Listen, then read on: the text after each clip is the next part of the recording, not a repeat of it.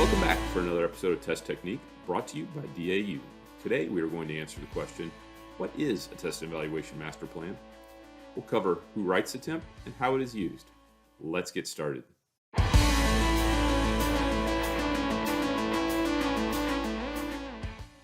Essentially, the TEMP is a document that describes the overall structure and objectives of the test and evaluation program for a system.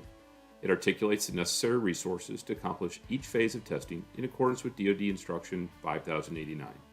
It provides a framework within which to generate detailed T&E plans and documents schedule and resource implications associated with the T&E program. It also serves as the overarching document for managing the T&E program. The TEMP identifies the necessary developmental, operational, and live-fire test and evaluation activities.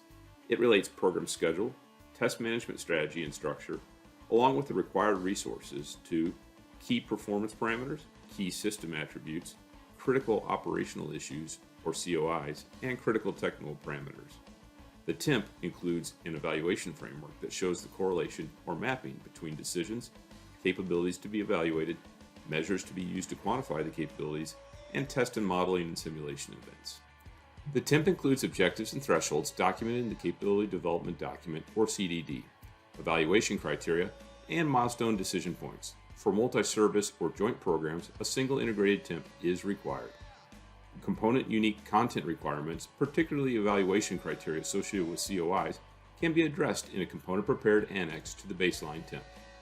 Program management offices develop the TEMP and subsequent updates to document the following: roles and responsibilities, including the Chief Developmental Tester and Lead Developmental Test Organization, certification requirements necessary for the conduct of T&E, an event-driven T&E schedule, the T&E strategy aligned with and supporting the approved acquisition strategy to provide early identification of design and integration issues and adequate risk-reducing T&E information to support decisions, the integration of developmental and operational tests into an efficient test continuum, required T&E resources, strategies to efficiently identify technology and functionality limitations and capabilities of alternative concepts to support early cost-performance trade-off decisions, adequate measures to support the program's reliability growth plan, the modeling and simulation approach and where it is used in the test events, including the resources required and the methodology for their verification, validation, and accreditation, an approach that stresses the system under test to at least the normal operating limits and possibly beyond in order to ensure the robustness of the design, the plan for demonstrating the maturity of the production process through production qualification testing of low-rate initial production assets prior to full-rate production, the approach for demonstrating performance against realistic threats and their countermeasures as identified by the Defense Intelligence Agency or Component Intelligence Agency, and finally, the cybersecurity test and evaluation approach.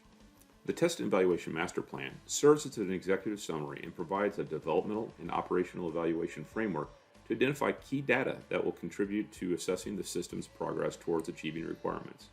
It is also used as a guide when developing detailed T&E plans and documents. The program manager will use the TEMP as the primary planning and management tool for all test activities. Test organizations, on the other hand, use the TEMP as a source document to better understand what information is required by the program manager and decision makers. Test plans are written to define how to collect data needed to support the evaluations and decisions described in the TEMP. In a very general sense, the TEMP documents what information is needed by the program office, and the test plan documents how that information will be collected by the test organization. Forming an effective T&E strategy requires careful analysis to determine the appropriate scope and depth of evaluations to be completed. The approach is to plan for the evaluation before testing, execute the test program, and conduct the evaluation as test data become available. This creates an environment where the evaluation guides the formulation of test objectives, configurations, conditions, data requirements, and analysis to develop information in support of the decision-making process.